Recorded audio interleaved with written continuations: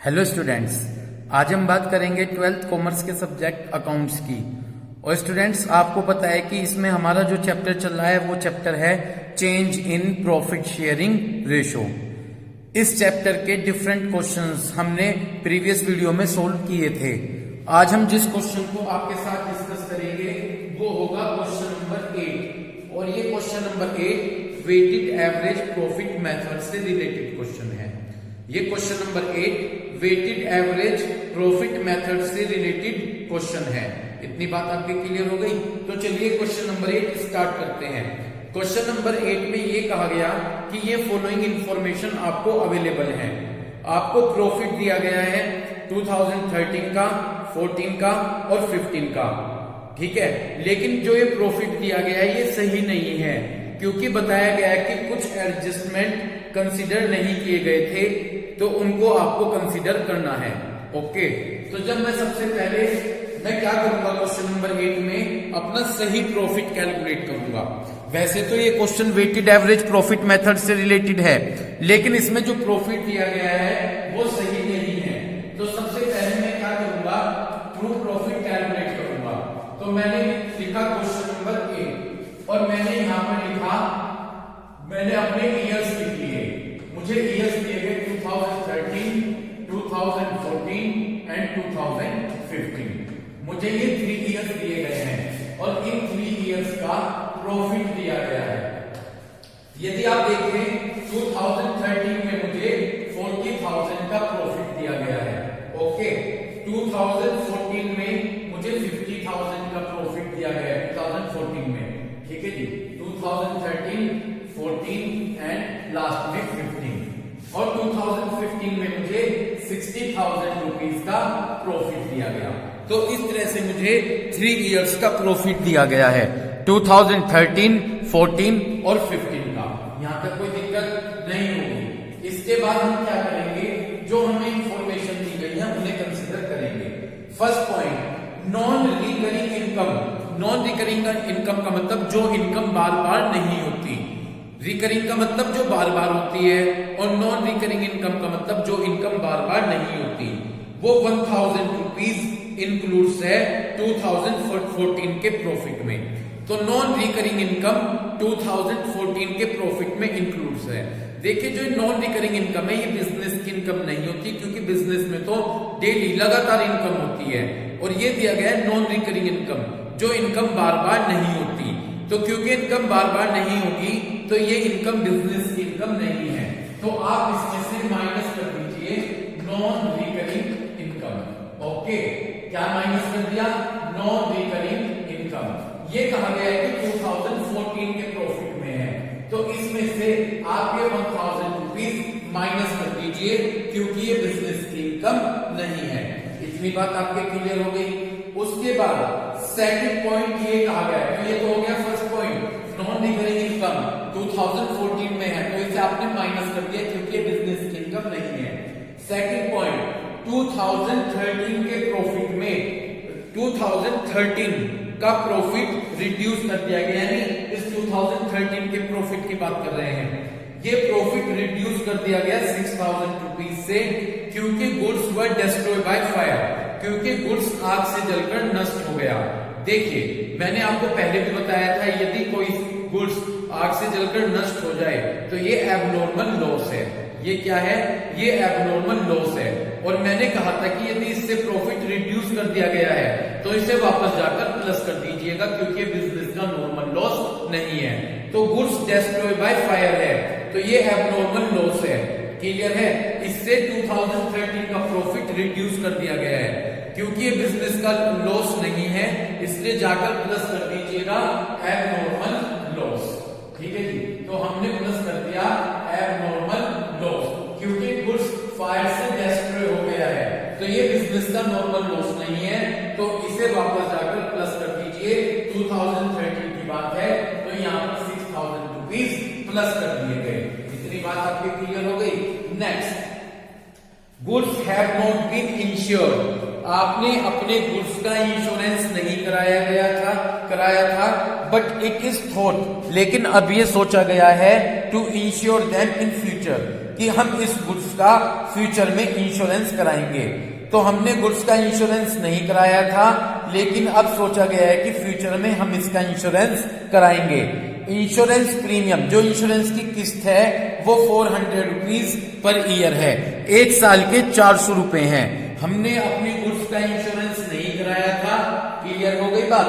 लेकिन अब ये डिसाइड किया गया कि गुड्स का इंश्योरेंस कराया जाएगा और insurance premium 400 rupees per year है। तो ये हमारे लिए एक्सपेंसिव है, तो माइनस जाकर कर दिया हमने इंश्योरेंस प्रीमियम। क्या कर दिया? Insurance premium. ये बिजनेस के लिए एक्सपेंसिव है, तो एक साल के 400 है, 400 है, तो तीनों सालों से आप 400 रुपीज माइनस कर दीजिए। ये कहा गया था कि आपने अपने गुड्स का इंश्योरेंस नहीं कराया है, लेकिन अब डिसाइड किया जा रहा है कि फ्यूचर में हम इसका इंश्योरेंस कराएंगे। ओके, तो ये आपके लिए एक्सपेंसिव है, जाकर तीनों सालों में से 400 रुपीज माइनस कर दीजिए। नेक्स्ट, क्लियर हो गई बात, क्योंकि खर्चा था इसलिए माइनस किए। Reasonable remuneration of the proprietor of business is ₹6000 per year. आपको जो आप प्रोप्राइटर्स हैं यानी ओनर्स हैं, उनको आपको रेम्यूनरेशन देना है 6000 पर ईयर, एक साल के 6000 रुपए हैं। ये आपने but it has not been taken into account for calculation, लेकिन आपने अकाउंट्स की बुक में इसको रिकॉर्ड नहीं किया है।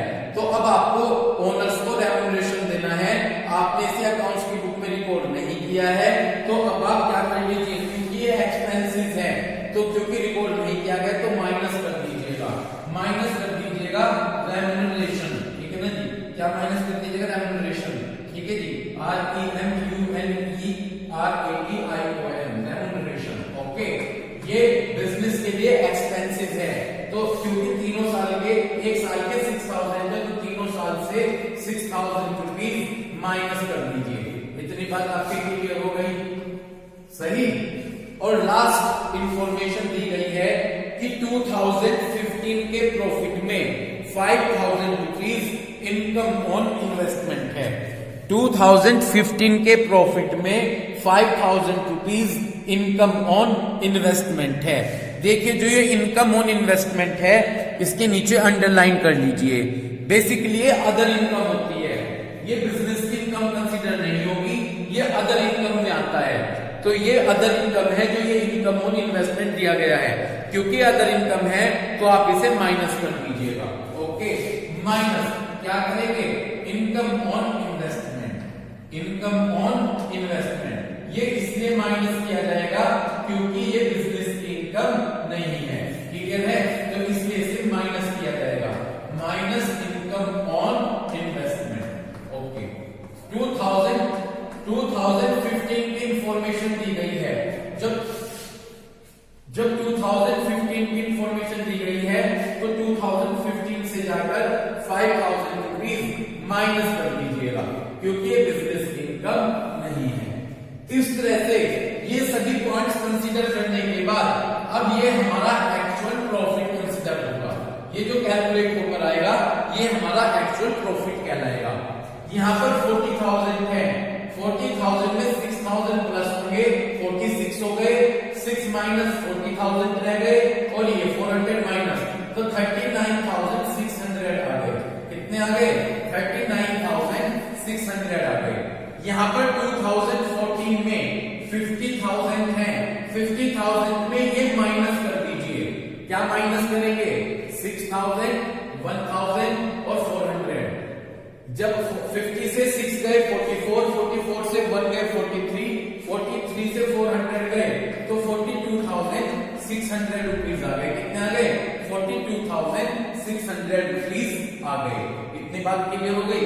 नेक्स्ट, अब यहाँ पर 60,000 से 400 माइनस कीजिए, 6,000 माइनस कीजिए, 5,000 माइनस कीजिए, तो ये बचेंगे 48,600 रुपीज। तो बेसिकली ये अब हमारा एक्चुअल प्रॉफिट आया। यदि मैं बात करूं 2013 की, तो 2013 का जो एक्चुअल प्रॉफिट है वो है 39,600। 2014 का जो एक्चुअल प्रॉफिट है वो है 42,600 और 2015 का जो एक्चुअल प्रॉफिट है वो है 48,600 रुपीज। इतनी बात क्लियर हो गई। अब इस तरह से करने के बाद अब हमारा मेथड है वेटेड एवरेज प्रॉफिट मेथड। हमें वेटेड एवरेज प्रॉफिट मेथड के अकॉर्डिंग गुडविल कैलकुलेट करनी है। ओके, तो स्टार्ट करते हैं। अब हम इस तरह से करेंगे।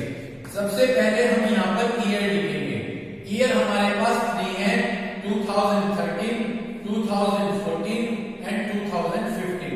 ओके, उसके बाद हमें प्रॉफिट दिया गया है। प्रॉफिट 2013 का 39,600 है, 14 का 42,600 है और 15 का 48,600 है।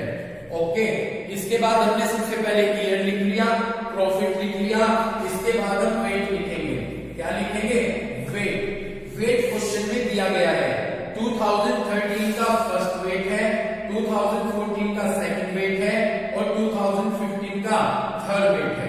इतनी बात क्लियर हो गई। इसके बाद अब हम प्रोडक्ट निकालेंगे। मैंने प्रीवियस क्वेश्चन में, प्रीवियस वीडियो में इस तरह का क्वेश्चन आपको क्लियर किया था, बस ये टेबल लेनी थी। ये टेबल हमने इसी क्वेश्चन में ड्रॉ की। ओके, क्लियर हो गई बात। अब प्रोडक्ट्स कैसे निकलेगा? प्रॉफिट और वेट की मल्टीप्लाई कर देंगे। प्रॉफिट और वेट, तो यहाँ पर आ गया 39,600। ओके भाई, 39,600 की 1 में मल्टीप्लाई की, 39,600 आ गए।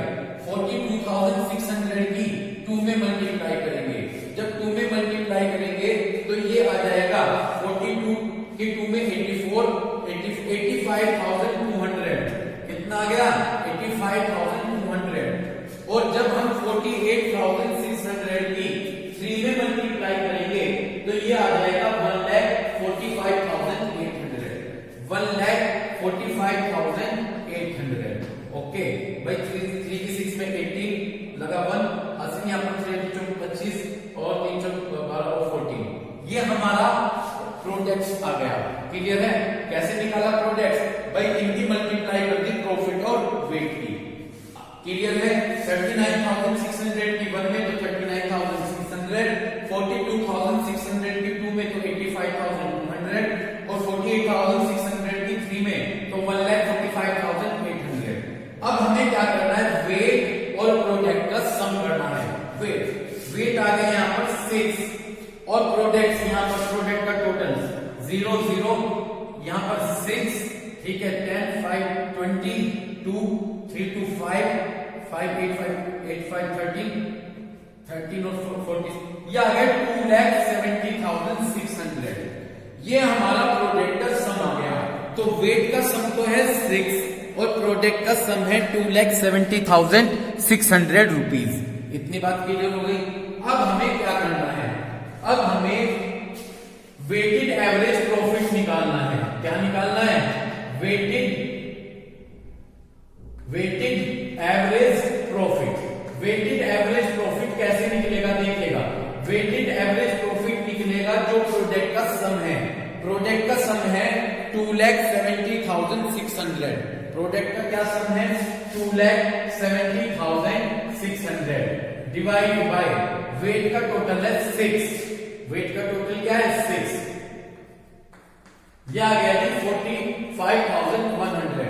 जब आप 2,70,600 को 6 से डिवाइड करेंगे तो यह आ जाएगा 45,100 रुपीज।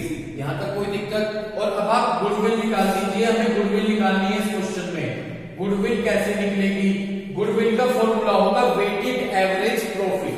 वेटेड एवरेज प्रॉफिट 45,100 है, ठीक है जी, divide by number of year purchase.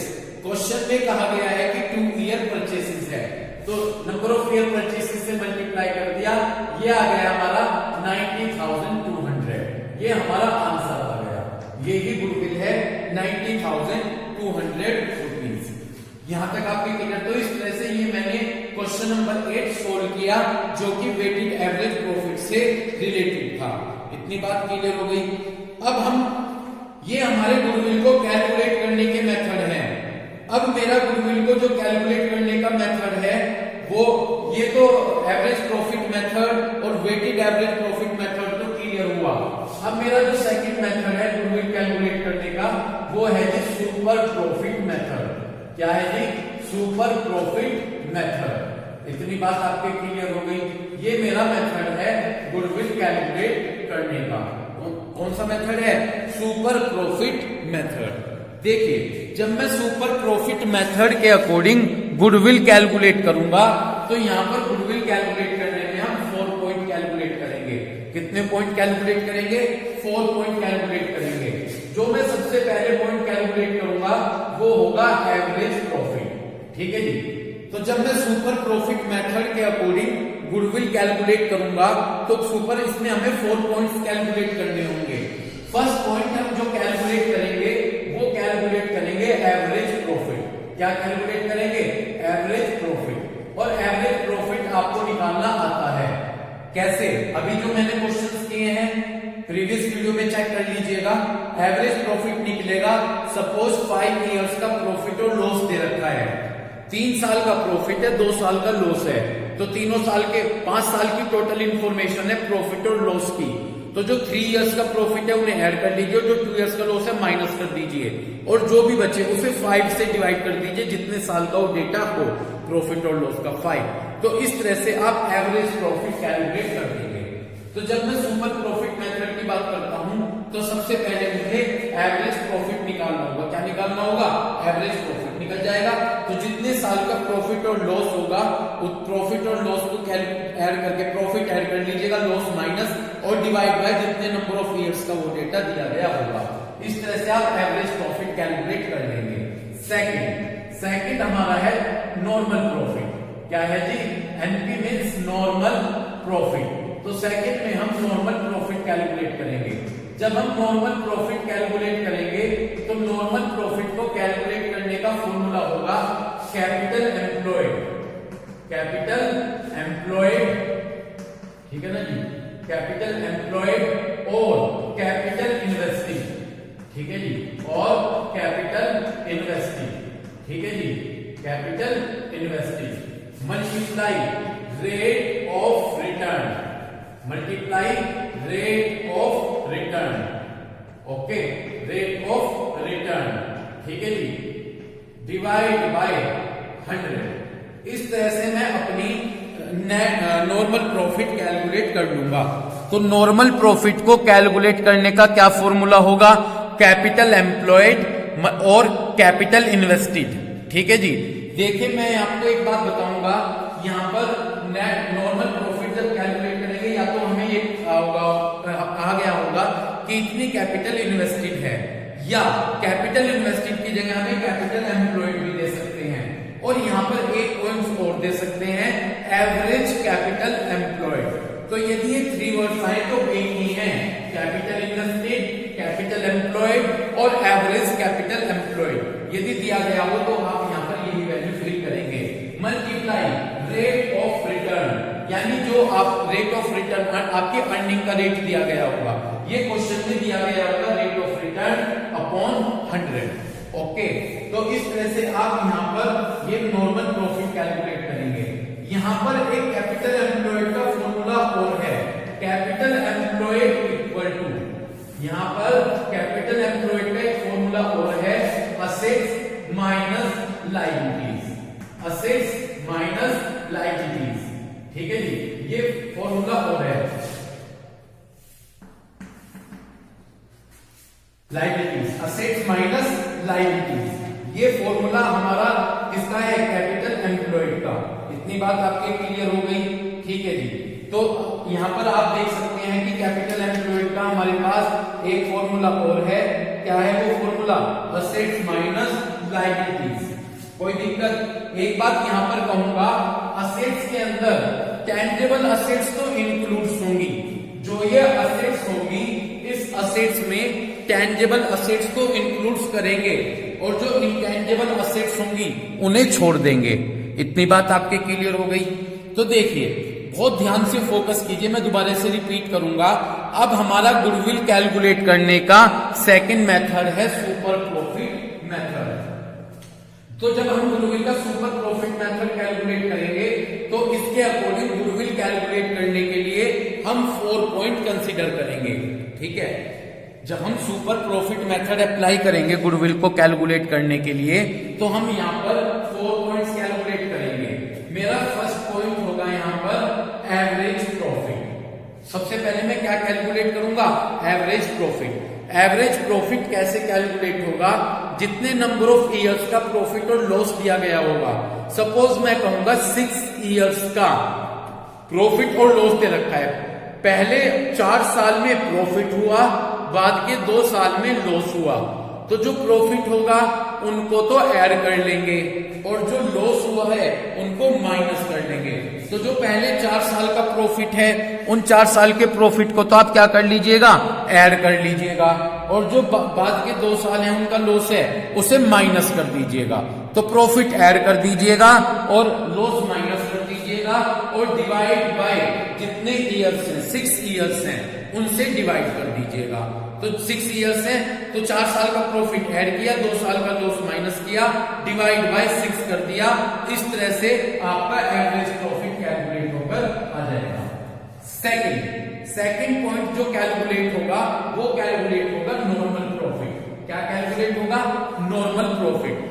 Normal profit जब आप कैलकुलेट करेंगे तो नॉर्मल प्रॉफिट का फॉर्मूला होगा capital invested multiply rate of return upon 100। तो जब आप नॉर्मल प्रॉफिट कैलकुलेट करेंगे तो नॉर्मल प्रॉफिट को कैलकुलेट करने का क्या फॉर्मूला होगा? Capital invested multiply rate of return upon 100। देखिएगा, कैपिटल इन्वेस्टेड को कैपिटल एम्प्लॉयड भी कहते हैं, कैपिटल इन्वेस्टेड को कैपिटल एम्प्लॉयड भी कहेंगे, और कभी कभी क्वेश्चन में एवरेज कैपिटल एम्प्लॉयड भी दे दिया जाएगा।